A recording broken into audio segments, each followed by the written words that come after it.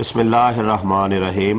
नाज़रीन, बड़ी ही अहम खबर आई है कि MPA मियाँ जलील अहमद शरकपुरी की वफाकी वज़ीर ख़ारजा शाह महमूद कुरैशी से मुलाकात हुई है और उन्होंने हुकूमत को याद करवाया कि आप फ्रांसी सफीर को निकालें और अपने वादे को पूरा करें।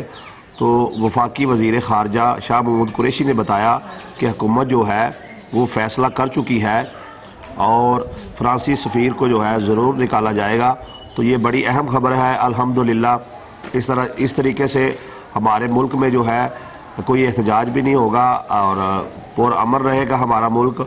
और अल्हम्दुलिल्लाह जो पूरी पाकिस्तानी कौम की आवाज़ थी उस पर जो है हुकूमत अमल करने जा रही है और ये बड़ी जो है क्लियर ख़बर है। इंशाअल्लाह ताला आप देखेंगे कि आने वाले दिनों में जो है बहुत जल्द फ्रांसी सफ़ीर को जो है पाकिस्तान से निकाल दिया जाएगा।